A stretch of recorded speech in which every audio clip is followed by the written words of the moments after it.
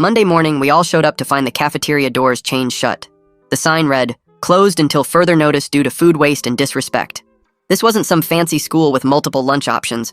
We only had one cafeteria. The nearest gas station was a mile away, and leaving campus during lunch was explicitly forbidden. Principal Miss Blade made an announcement during first period, her voice dripping with satisfaction. "Due to the disrespect shown to our lunch staff on Friday, the cafeteria will remain closed until the perpetrator comes forward." The athletes were the first to struggle. The football team had morning conditioning. The swimmers had practice at 5:45 a.m. They were burning thousands of calories with nothing to replace it.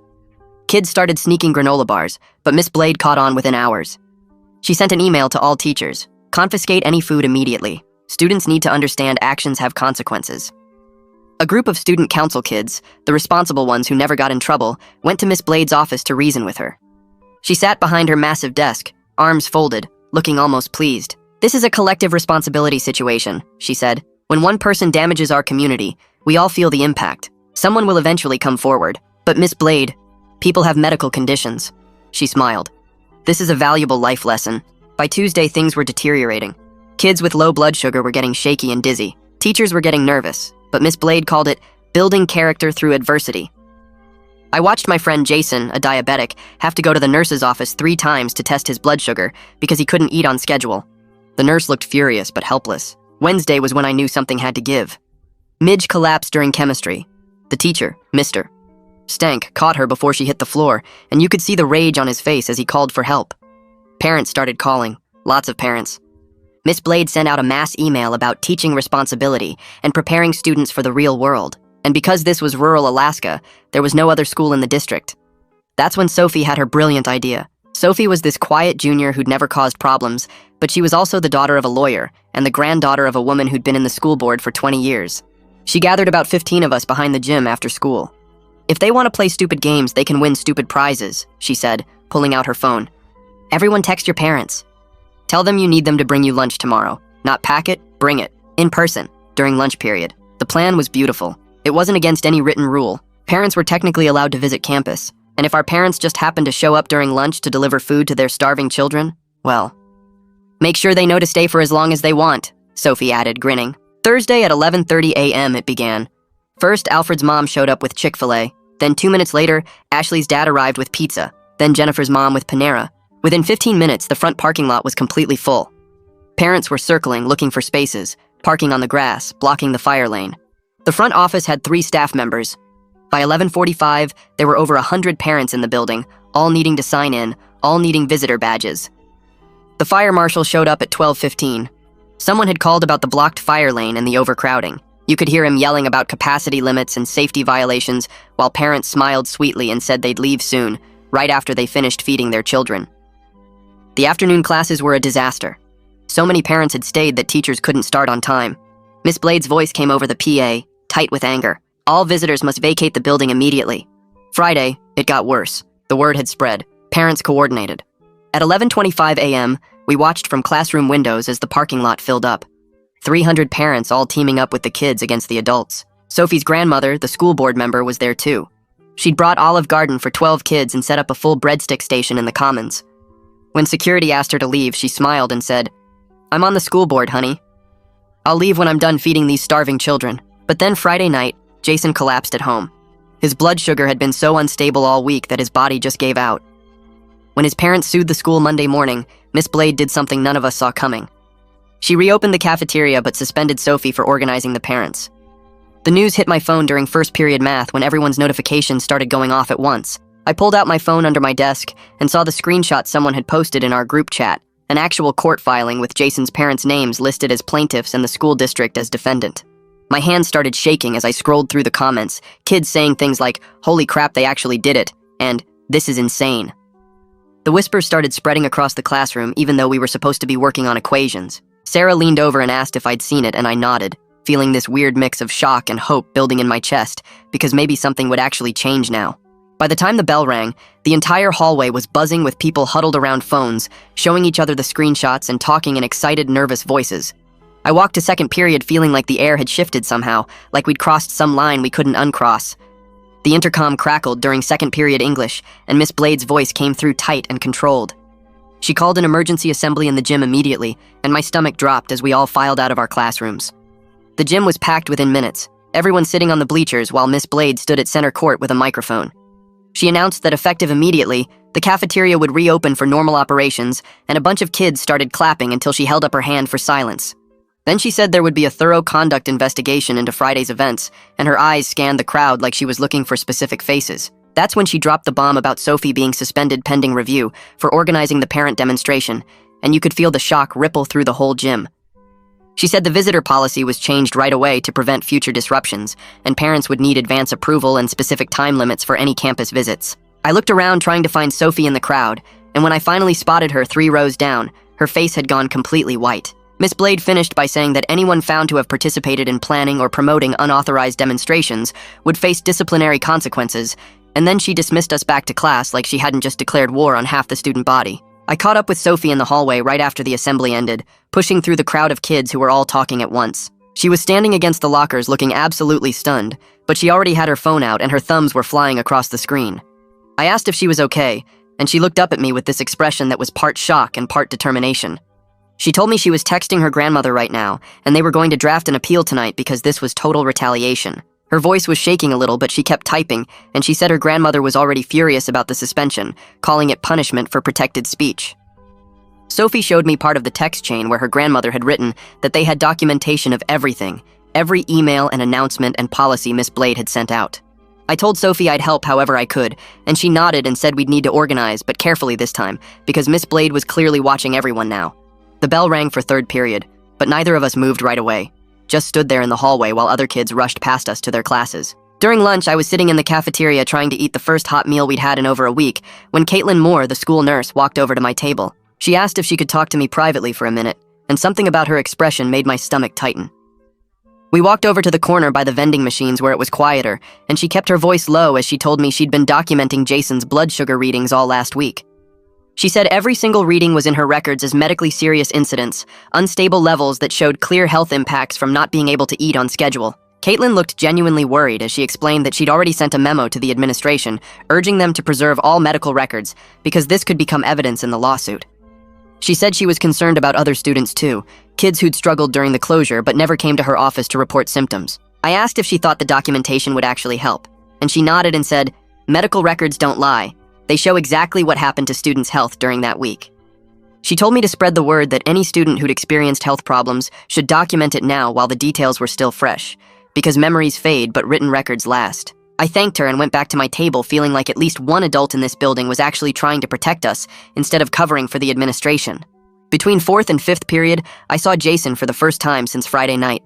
He looked absolutely drained, his skin kind of grayish and his movements slow like everything took extra effort. A group of us, including Alfred and 2 other kids from the lunch protest, surrounded him in the hallway, and we all walked together toward the nurse's office so Caitlin could check his levels. Jason moved carefully like his body hurt, and when someone asked how he was feeling, he just shook his head. Inside the nurse's office, Caitlin had him sit down and pulled out her glucose meter, pricking his finger and waiting for the reading. While we waited, Jason told us his parents were already working with the district on formal medical accommodations, meetings scheduled and lawyers involved. He said the collapse Friday night had been terrifying, that he'd just been sitting on the couch watching TV when everything went fuzzy, and then he woke up in the emergency room. His voice was quiet when he said he'd never felt so tired in his entire life, like his body had just given up after fighting all week to function without proper food. The glucose meter beeped, and Caitlin frowned at the number, making a note in Jason's file before telling him he needed to eat something with protein right away. She pulled a protein bar from her desk drawer and handed it to him, and we all watched him eat it slowly, while Caitlin explained that his body was still recovering, and it might take weeks to fully stabilize. Jason nodded and said he knew, but you could see the frustration and exhaustion in his eyes. Tuesday morning, I was in first period when someone whispered that the superintendent's car was in the parking lot. I looked out the window and sure enough, there was this official district vehicle parked right by the main entrance. Word spread fast that Alden Weaver, the actual superintendent, was in the building, and by second period everyone knew he'd gone straight into a closed-door meeting with Miss Blade. The meeting lasted over an hour, and you could feel the tension building throughout the whole school as kids speculated about what was happening. Some people thought Miss Blade was getting fired right then and there. Others insisted Alden was probably backing her up, and the meeting was about handling the lawsuit. I kept refreshing my phone constantly hoping someone would leak information, checking our group chats and Instagram to see if anyone had insider knowledge. The meeting finally ended around 10:30, and we watched through classroom windows as Alden walked to his car alone. his face completely neutral and impossible to read. Miss Blade didn't make any announcements, didn't say anything about the meeting, and that silence somehow made everything feel worse because we had no idea what had been decided or what would happen next. By Tuesday afternoon, all the teachers had received some new directive because you could see it in their faces during class. Mr. Stank looked particularly tense as he handed back our chemistry homework, and between periods I heard two teachers talking in low voices about new policies. The official email came out around 2 p.m., and kids started passing around screenshots within minutes. The new rules included random bag checks at any time, stricter enforcement of the tardy policy with no grace period at all, and mandatory hall passes even for bathroom breaks.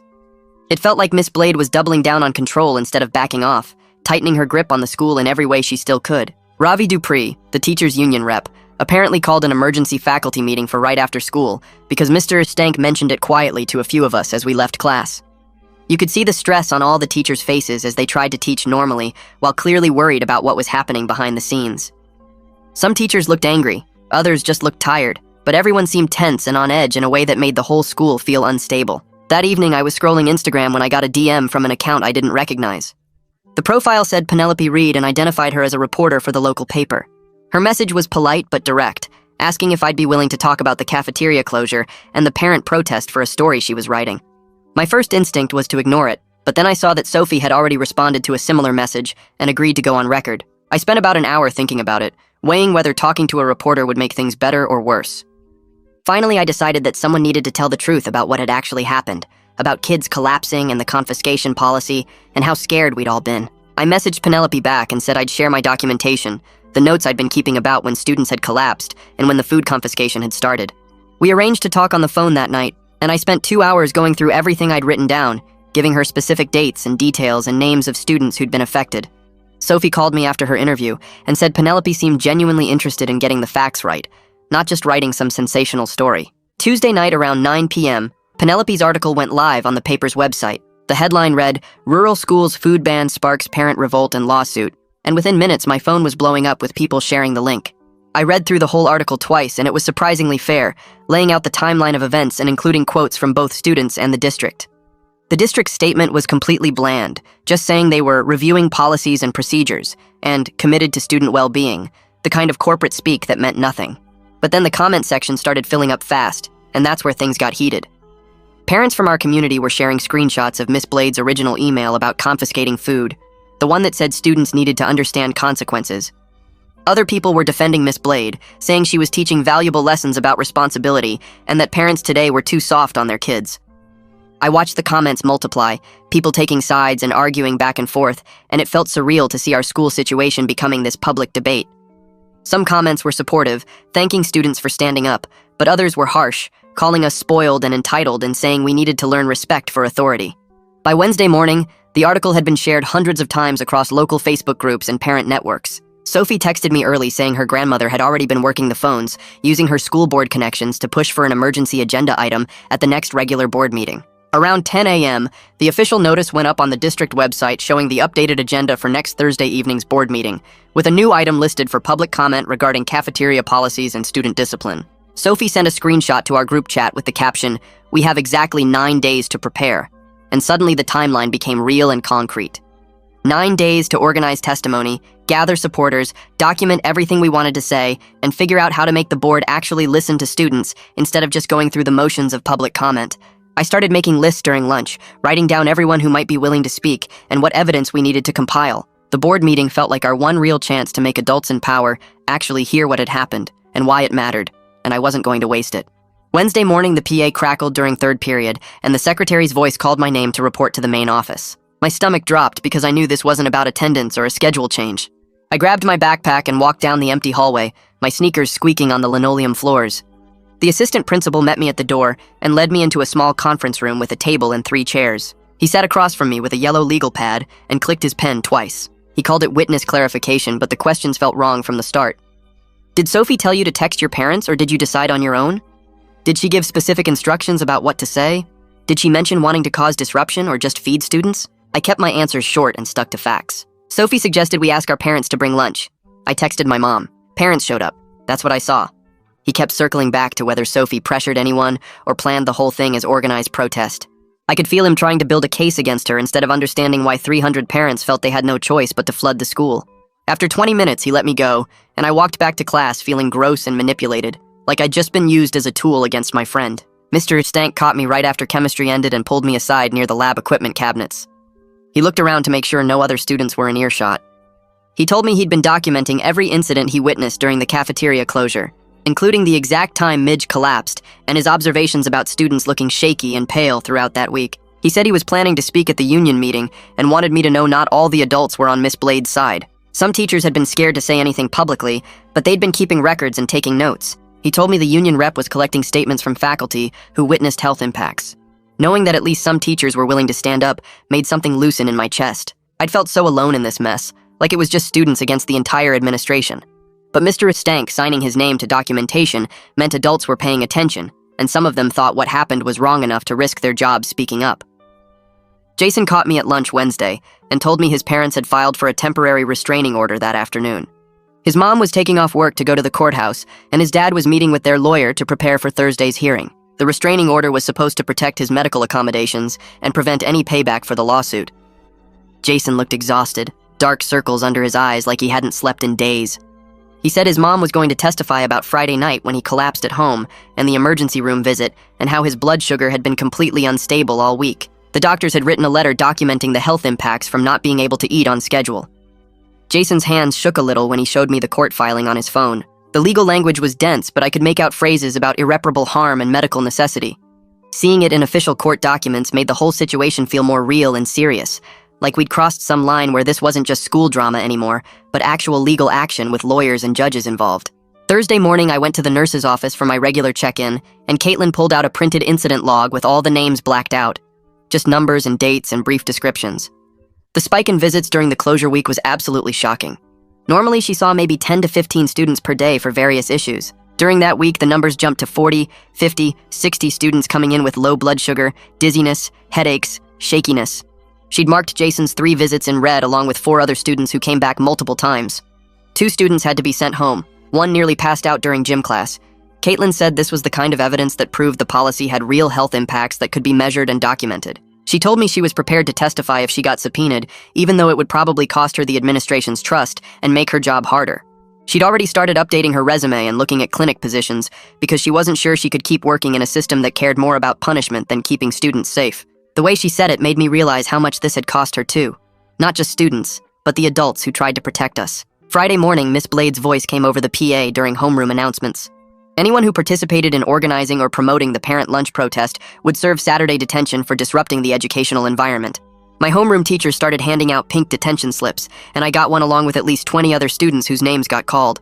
The slip said I had to report to the library Saturday morning at 8 a.m. for 4 hours of supervised study. The unfairness of it hit me hard, like getting punched in the stomach. We were literally just trying to eat lunch. We asked our parents to bring us food because the cafeteria was closed and we were starving. And now we were getting punished for it like we'd committed some major rule violation. Sophie got a slip even though she was already suspended. Alfred got one. The girl who'd just asked her dad to bring pizza got one. I shoved the pink paper into my backpack and tried to focus on the rest of the announcements, but I couldn't stop thinking about how twisted the whole thing was. The parents regrouped fast in a group chat that Sophie's mom shared with us students. By Friday afternoon, the messages were flying. They were planning to attend the board meeting next Thursday in huge numbers, but this time they'd follow every single check-in rule perfectly. Someone suggested wearing matching shirts that said, "Fed students learn better," and within an hour there was a design circulating with a breadstick graphic. The order form for bulk printing got passed around, and parents started claiming sizes. My mom texted me asking what size I wanted and whether she should order extras for friends. The energy in the chat was different now, more organized and strategic. Parents were coordinating carpools and childcare, so as many people as possible could attend. Someone created a shared document for people to sign up for speaking slots during public comment. Another parent started a list of specific policy changes to request. Watching adults organize with this level of detail and planning made me feel like we actually had a shot at changing something, instead of just yelling into the void. Word leaked through Mr. Stank Friday afternoon that the superintendent had met with all the department heads. Alden wanted to de-escalate without making admissions of wrongdoing. Those exact words. Mr. Stank told me during passing period, and I felt my blood start to boil. They were more worried about liability than actually fixing the problem or admitting Miss Blade had been wrong. De-escalate meant make it go away quietly. Without admissions meant never say sorry or take responsibility. The phrase made me so angry I had to stop walking and just stand there in the hallway for a minute. They were going to try to smooth this over and move on without actually acknowledging that closing the cafeteria and confiscating food had put students in danger. Without admitting that a diabetic kid almost died. Without saying they screwed up. Just de-escalate and protect the district from the lawsuit and make sure nobody important had to face real consequences. The fire marshal came back Friday for a follow-up inspection and issued a written warning to the district about capacity violations and blocked fire lanes from the parent protest. Penelope got a copy of the citation somehow and published it in her next article. I read through the official documentation that evening, seeing phrases like exceeded maximum occupancy and emergency egress blocked and failure to maintain clear fire lanes. It felt weirdly validating even though we never meant to create safety problems. We were just trying to eat and our parents were just trying to feed us. But seeing it written up in official fire marshal language with violation codes and required corrective actions proved that what we did had real impact. The district couldn't just dismiss it as kids being dramatic or parents overreacting. There was actual documentation from a city official saying the protest had created serious safety concerns that needed to be addressed. Penelope filed a public records request for all emails related to the cafeteria closure and confiscation policy. By Monday, she published Miss Blade's exact words from the original staff email. I read the article on my phone during lunch, and there it was in print. Students need to understand actions have consequences. Confiscate any food immediately. This is a valuable life lesson. Seeing those words published for everyone to read, knowing Jason had nearly died, knowing kids had collapsed and gotten dizzy and gone to the nurse's office in record numbers, made the cruelty impossible to deny or spin. Miss Blade had written those words and sent them to every teacher. She'd ordered them to take food away from hungry students. She'd called it teaching responsibility. And now everyone could see exactly what she'd said and decide for themselves whether that was reasonable leadership or dangerous punishment. The union rep started circulating a draft no-confidence letter among the faculty and teachers were genuinely scared about signing it. Mr. Stank told me during passing period Monday that the debate was getting intense. Some teachers thought Miss Blade had been trying to teach responsibility and that the situation got blown out of proportion. Others thought she'd endangered students and needed to be removed. But everyone was worried about their jobs because this was rural Alaska with limited opportunities, and if you got labeled as a troublemaker, you might not find another teaching position within 100 miles. The letter needed a certain number of signatures to be official, and Ravi was pushing hard to get enough names. Teachers were meeting in small groups after school, arguing about whether signing was the right move or career suicide. Mr. Stank said he was going to sign it because he couldn't live with himself if he stayed quiet after watching Midge collapse in his classroom.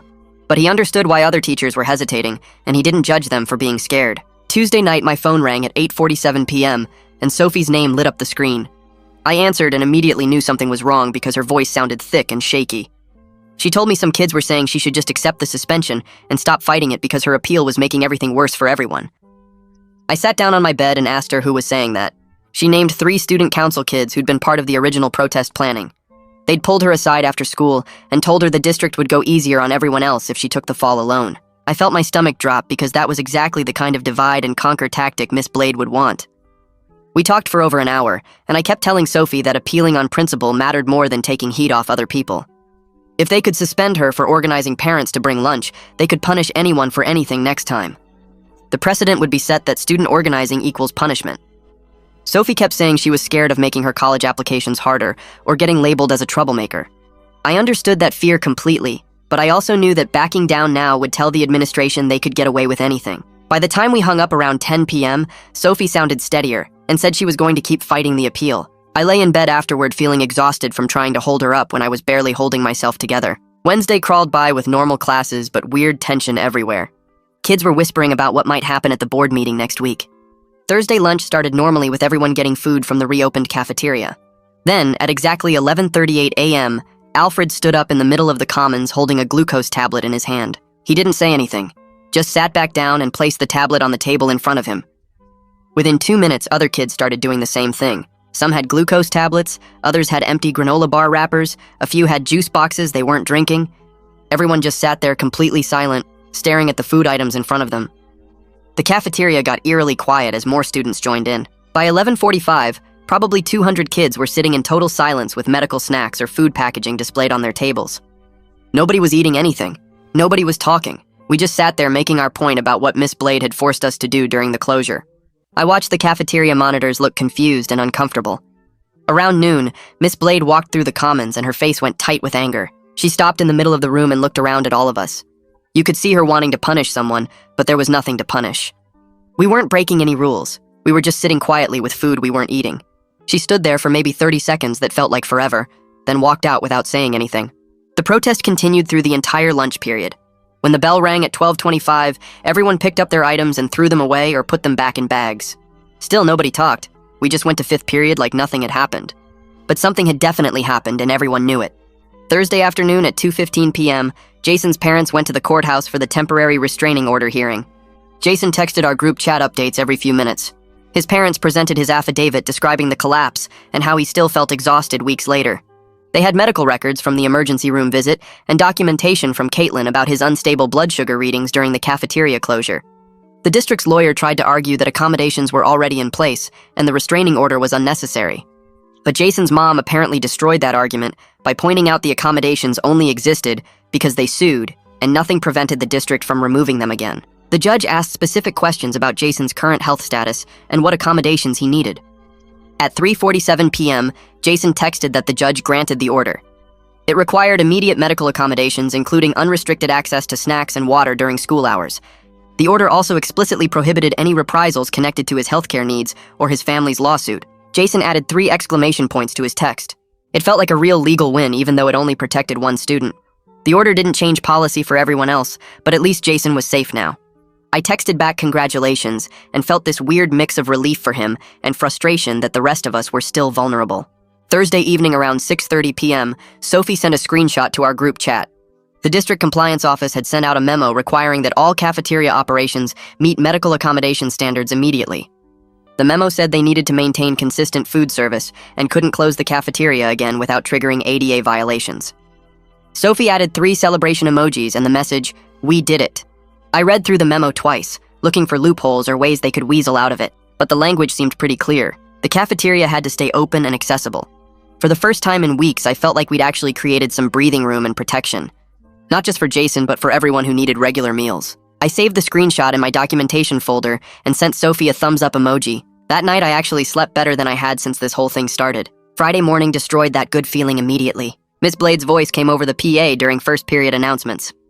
She said the school was implementing enhanced hallway monitoring and a stricter tardy policy effective immediately.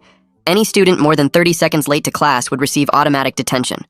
No warnings, no excuses. Hallway sweeps would happen between every period. I looked around my English classroom and saw other kids looking equally shocked. By second period, the hallway sweeps had started. Security guards and administrators stood at major intersections timing students. I watched a freshman girl get stopped and written up for being 25 seconds late because she'd stopped at her locker. The detention slip got handed to her right there in the hallway. By lunch, everyone was exhausted and angry. The retaliation was so obvious it hurt. We couldn't win without Miss Blade finding new ways to punish us. The cafeteria was open, but school life was harder in every other way she could control. Kids were practically running between classes to avoid being 31 seconds late. The stress was worse than before in some ways, because at least during the closure, we knew what we were fighting. Now it felt like fighting smoke. Friday afternoon, I had a scheduled check-in with Caitlin because of the whole situation. I sat in her office and she looked tired in a way that went beyond physical exhaustion. She told me she was limited by the chain of command and couldn't publicly contradict administration without risking her job. Everything she did had to go through proper channels.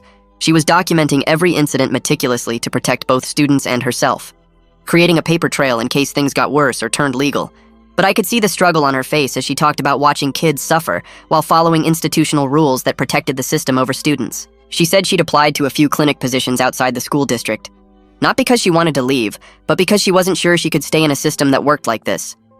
I thanked her for everything she'd been doing and told her I understood if she needed to leave. She gave me this sad smile and said she hoped it wouldn't come to that, but she had to protect herself too. Walking out of her office, I felt grateful she was documenting everything, but also scared about what would happen if she actually left. Penelope's next article posted Friday evening, and I read it on my phone before dinner. She'd interviewed a parent who fully supported Miss Blade. The parent called her a strong leader willing to make tough choices, said kids today need to learn consequences, and that we were all spoiled for complaining about missing a few meals. The parent talked about how their generation walked to the school uphill both ways and never whined about being hungry. Reading someone from our own community defend what happened made me so mad I had to put my phone down. But it also forced me to recognize this wasn't a simple story where everyone agreed on right and wrong. Our community was genuinely divided. Some people thought Miss Blade had endangered students. Others thought she was teaching valuable lessons about responsibility. That split was going to make the board meeting even harder because we weren't just fighting the administration. We were fighting against some of our own neighbors who thought collective punishment built character. The board meeting notice hit local Facebook groups Friday night, and by Saturday morning, the comment wars were absolutely brutal. I scrolled through the threads feeling sick. People were calling students spoiled brats who needed to learn respect. Other people were calling Miss Blade a dangerous administrator who shouldn't be near kids. Threats about recalls and lawsuits flew in every direction. Someone posted Miss Blade's home address before moderators deleted it. Parents were attacking each other personally. Former friends were going after each other in comment threads. I started screenshotting the worst comments and saving them in a folder because some of this felt like it crossed into harassment territory. If things escalated further, I wanted documentation of who said what. The toxicity was overwhelming and it was only Saturday. The actual board meeting wasn't until Thursday. I couldn't imagine how bad things would get by then. Friday afternoon, Mr. Stank had signed the no confidence letter. Ravi sent an email to all faculty Friday evening announcing the vote would happen Monday during the staff meeting. I heard about it through Mr. Stank, who stopped me in the hallway Friday before I left school. He looked relieved to have made the decision, but also nervous about potential consequences. Knowing that teachers were willing to formally declare they'd lost faith in Miss Blade's leadership gave me hope, but I also knew the district could completely ignore the vote if they wanted to. It was more symbolic than binding. The board didn't have to fire Miss Blade just because teachers voted no confidence. Still, having that vote on record before the board meeting felt important. It showed this wasn't just students and parents complaining. The faculty themselves had lost trust in their principal's judgment and leadership. Saturday morning, Sophie texted, asking if I could come over Sunday night to help her practice her board meeting statement. Her grandmother was coaching her all weekend on proper procedures. How to request speaking time, the 3-minute limit, staying calm and factual instead of emotional. Sunday evening, I showed up at Sophie's house around 6 p.m. Her grandmother was there with printed copies of board meeting rules and a timer. Sophie had written out her statement longhand on notebook paper. She practiced reading it while her grandmother timed her and gave feedback. Cut that part, it sounds too angry. Add specific dates there, facts matter more than feelings. Slow down when you read the policy violations, let them sink in. I sat on Sophie's couch watching her transform from a suspended kid into someone who could professionally advocate for herself and others. By the third run-through, she had it down. Her voice stayed steady. She hit all the key points. She stayed under 3 minutes. Her grandmother smiled and said she was ready. Watching that transformation genuinely inspired me and made me believe we might actually be heard at the board meeting. Sophie wasn't just fighting for herself anymore. She was fighting for everyone, and she knew exactly how to make that case effectively. Monday morning, I got to the school early and was heading to my locker when Alden stopped me in the hallway. He had 2 other student leaders with him, kids from student council who'd spoken up during the crisis. Alden smiled and gestured for us to step into an empty classroom. He closed the door, and his tone was friendly but serious. He told us the board meeting Thursday was going to be intense, and that he understood we had strong feelings about what happened. He said emotional outbursts would hurt our credibility with board members, and that maintaining a respectful tone would help our cause more than anger. It all sounded reasonable until I really thought about what he was asking. He wanted us to make the district look good, while they decided whether to actually hold Miss Blade accountable for nearly killing kids. He was asking us to tone down our truth so the adults wouldn't feel uncomfortable hearing it. I nodded and said I understood, but walking out of that classroom I felt manipulated. Alden wasn't actually on our side. He was protecting the district's reputation and using us to do it. His supposed support felt hollow and calculated, like he cared more about optics than actual change. Saturday morning, I showed up at Sophie's house again to help with her suspension appeal. She'd printed out district policy documents and highlighted sections about student speech and parent involvement. We spent 3 hours at her kitchen table drafting a statement that methodically explained how organizing parents to deliver lunch violated no written rules. Sophie cited specific policy numbers and dates. She documented that parents were allowed on campus with proper sign-in procedures. She showed that student advocacy was protected under district guidelines about free expression. The legal precision of her argument was impressive. Her grandmother reviewed it twice and made small edits for clarity. By noon, we had a formal appeal packet with documentation, witness statements, and policy citations. Sophie's hands shook slightly as she sealed the envelope. She told me she was scared but also angry enough to fight. I watched her walk to the mailbox and drop the appeal in. The legal precision made me think she might actually win this. Monday, the cafeteria reopened with longer hours and more food options. The district had clearly panicked about the lawsuit and added morning and afternoon service windows. But the execution was terrible. Lines stretched down the hallway during lunch because they hadn't hired enough staff. Kids were waiting 30 minutes just to get food. The quality was awful too. Everything looked and tasted like it came from the cheapest bulk supplier.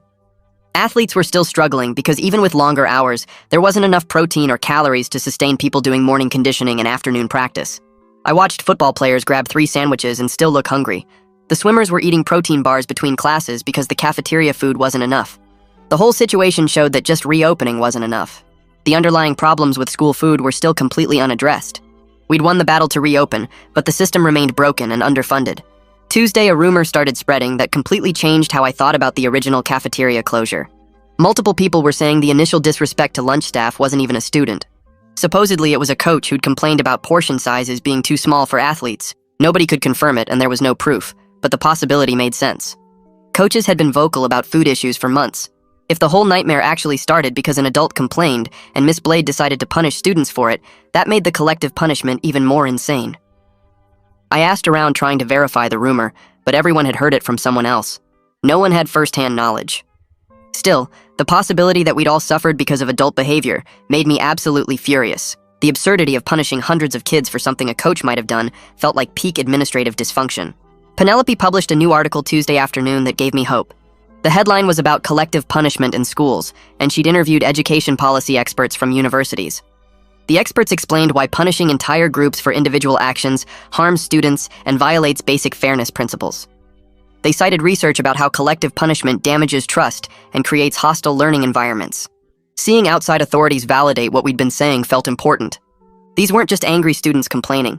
These were professors and researchers confirming that Miss Blade's approach was educationally unsound and ethically wrong. I shared the article on every platform I could think of. I texted it to parents, posted it in group chats, put it on my Instagram story. I wanted every board member to see that experts agreed with us before Thursday's meeting. Wednesday afternoon, things got more intense. The assistant principal started pulling students out of class for individual questioning. They took Sophie, me, and at least 5 others I knew about. Each time they asked us to come alone without calling our parents first. In my session, they asked who organized the parent lunch plan and who knew about it in advance. They wanted to know if Sophie had pressured anyone or if parents acted independently. The questions felt designed to build a case against Sophie rather than actually understand what happened. After school, we compared notes in the parking lot and realized they'd asked everyone similar questions. The pattern was obvious. They were trying to gather evidence to justify Sophie's suspension and maybe punish more people. We started a shared document logging every interaction with administration. Dates, times, exact questions, who was present. If they were building a case, we needed our own documentation of their investigation tactics. Thursday morning brought good news for Jason specifically. The judge converted his temporary restraining order into a longer accommodation order. The order specifically protected his medical needs and guaranteed his right to food access regardless of school policies. Jason texted me a photo of the court document, and I felt relieved that he was legally protected now. But the victory felt incomplete. The order only covered Jason's individual case. It didn't change broader school policy or protect other students with medical needs. Everyone else remained vulnerable if Miss Blade or another administrator decided to implement collective punishment again. I was glad Jason was safe, but frustrated that the system still allowed this kind of thing to happen to others. Thursday afternoon, the union vote finally happened. Ravi had been organizing for over a week, and teachers voted during their staff meeting. The no-confidence measure passed, but only by about 60%. That meant 40% of teachers either supported Miss Blade or were too scared to vote against her. The district was legally required to acknowledge the vote, but didn't have to take any action. It was more of a public statement than actual leverage. Still, seeing it reported in Penelope's coverage added pressure. The board would know that a majority of teachers had formally declared they'd lost faith in their principal's leadership.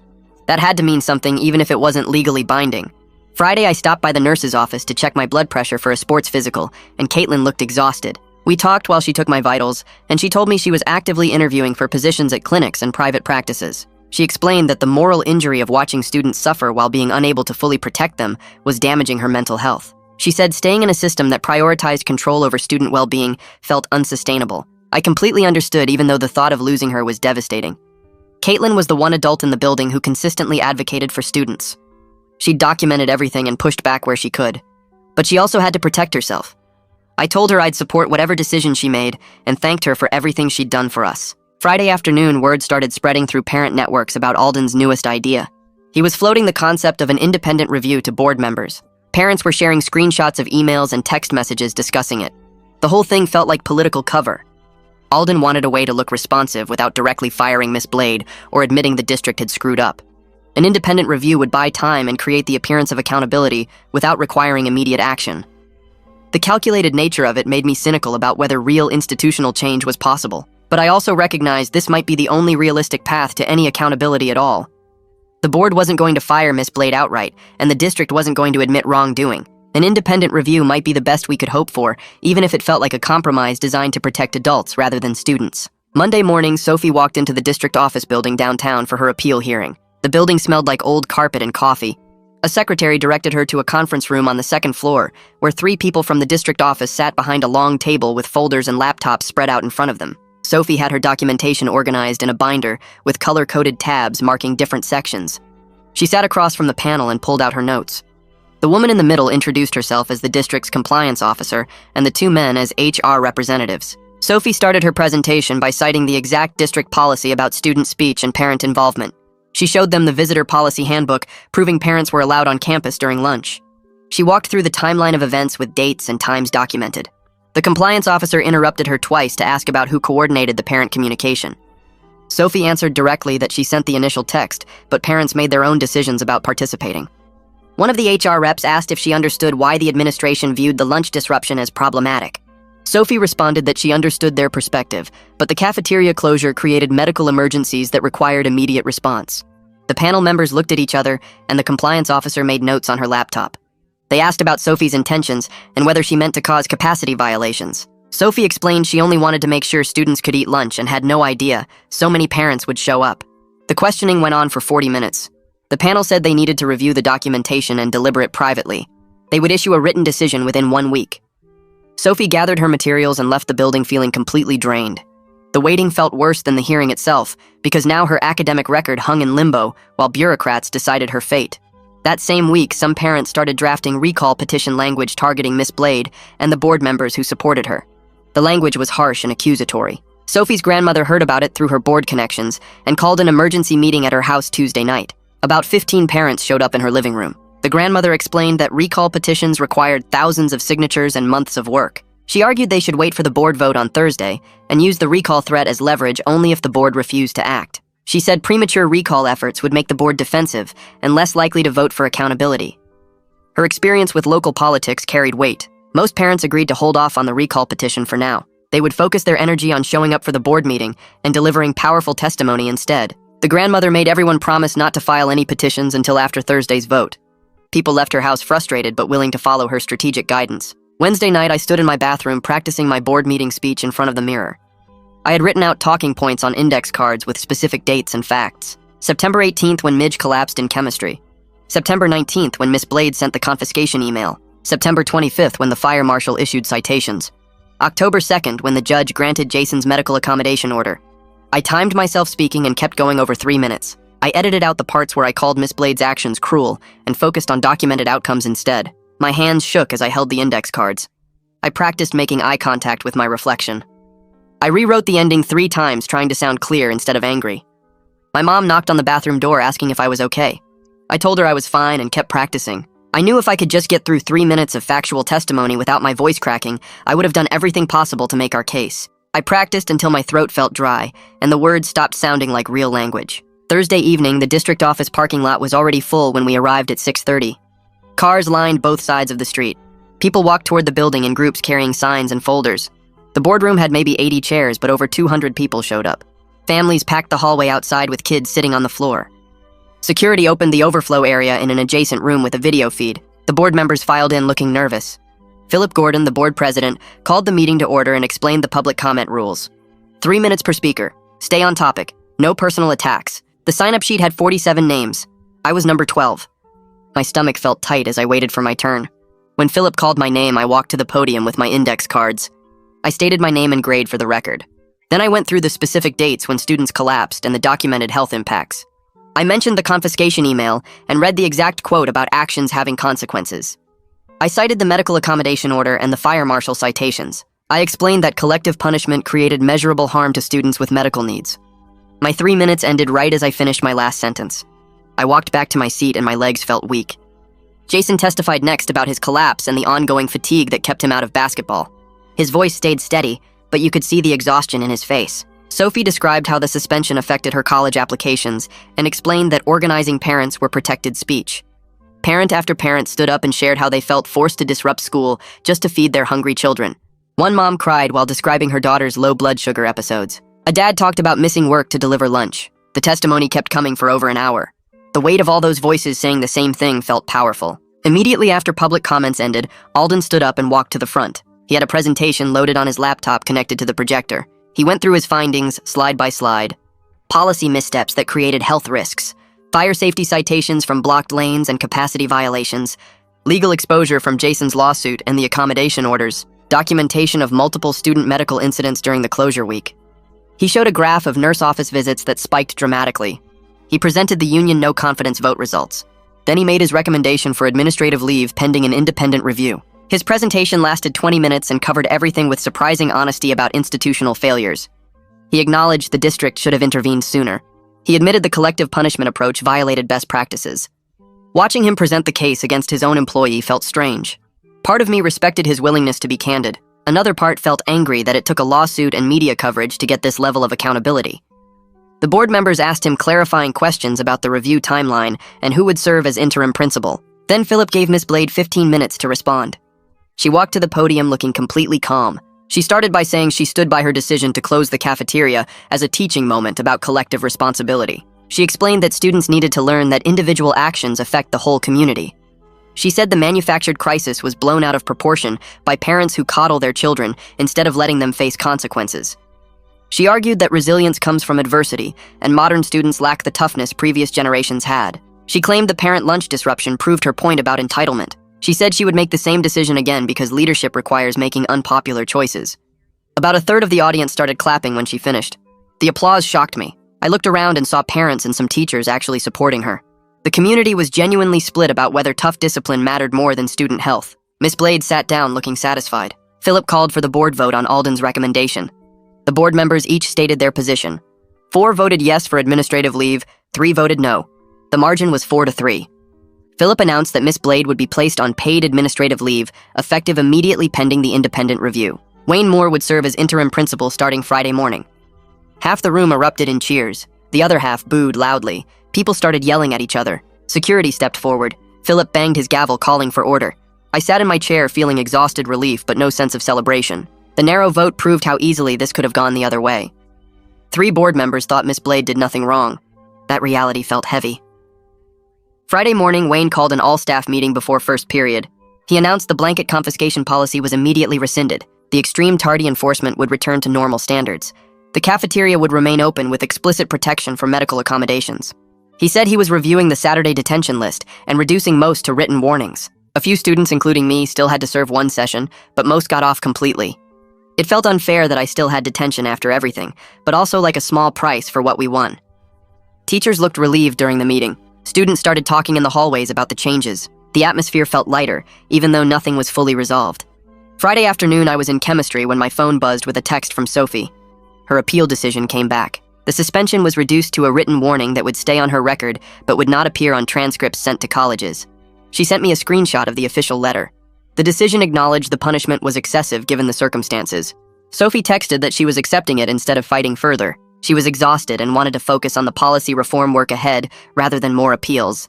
I understood completely. The partial victory was better than nothing.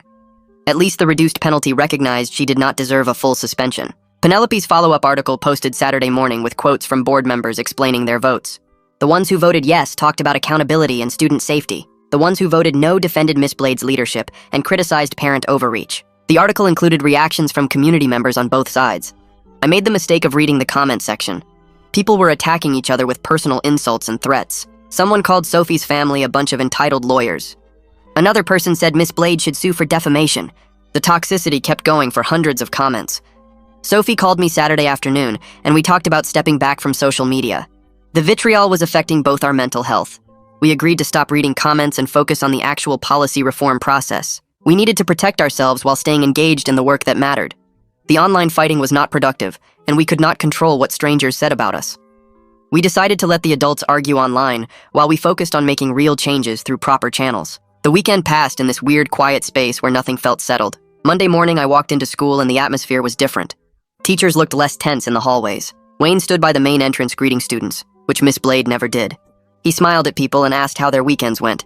It felt strange, but good. First period, mister. Stank seemed more relaxed during chemistry. He actually made a joke about molecular bonds that got a few laughs.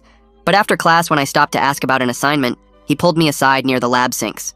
He told me he got called into a meeting with HR Friday afternoon. They told him and 3 other teachers to be careful about public statements criticizing district leadership. They didn't threaten anyone directly, but the message was clear. Keep your head down, or there could be consequences.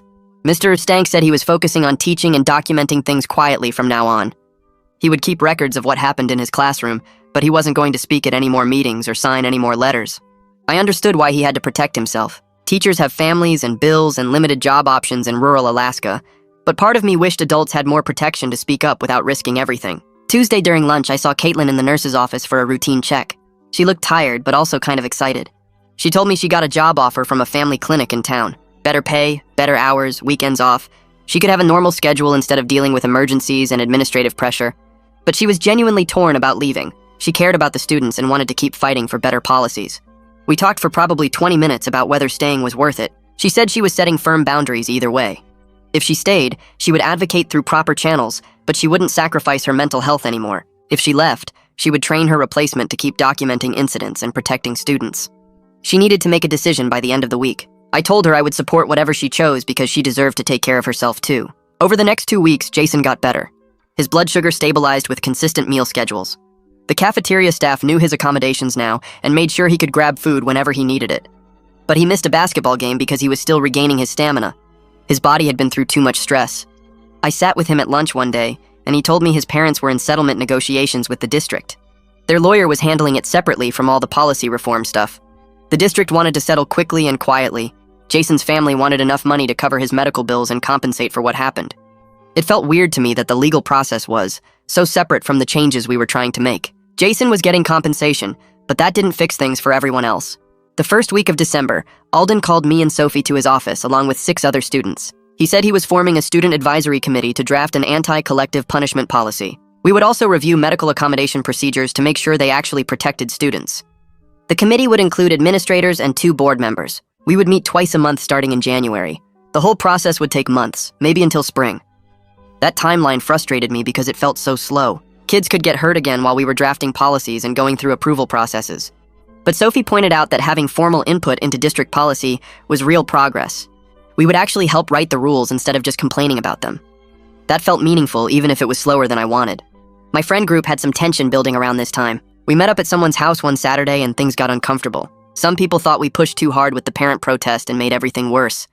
Others thought we should have done more, like organized a full walkout. We argued for a while about tactics and whether the outcome was worth it. Finally, Sophie suggested we just be honest with each other. We went around and apologized for snap judgments we made about each other's choices. I admitted I got frustrated when people didn't want to take risks. Someone else admitted they thought I was being reckless. It was uncomfortable, but it felt like we were actually repairing our relationships instead of letting resentment build. We agreed we could disagree about strategy while still supporting each other. We committed to staying friends even when we didn't see everything the same way. That conversation mattered more than I expected. One evening in early December, I spent 3 hours organizing all my documentation. I had emails from teachers, photos of detention slips, notes from meetings, screenshots of Miss Blade's announcements. I created a cloud folder with everything organized by date and topic. I made backups on 2 different services because this evidence might matter for the independent review.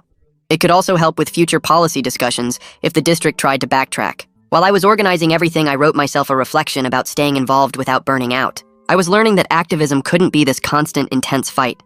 I needed to pace myself and protect my mental health. I could care about making things better while also setting boundaries about how much energy I gave to it. That balance was hard but necessary. By mid-December, small wins started showing up. The student handbook got updated with formal language about medical snack allowances. Any student with documented health needs could keep food and eat it when necessary. The cafeteria added 2 new healthy options after Wayne asked for student feedback. They weren't amazing, but they were better than the old stuff. Wayne also announced monthly meetings with student representatives to address concerns before they became huge problems. None of this fixed everything. Miss Blade's administrative leave was still temporary. The independent review was still happening. Jason's lawsuit was still going through the courts. Our community was still divided about whether Miss Blade was a strong leader or had endangered students. But the changes felt real and earned. We had actually created tangible improvements through our actions. Friday afternoon, my phone buzzed with a text from Sophie. Just a breadstick emoji with the caption "We did it." I sent back a laughing emoji because we both understood what she meant. We didn't fully win. The situation wasn't resolved, but we definitely changed something important. The coalition we built was still here. We were ready to keep pushing for students to be treated with dignity and basic fairness. The work wasn't done, but we proved that students could make adults listen when we organized and documented everything and refused to give up. That knowledge felt powerful, even though everything was still uncertain. And that's today's wrap-up. I like telling stories, but I love when they double as lessons too. Hopefully this one stuck with you. Subscribe if you'd like more stories with takeaways built in.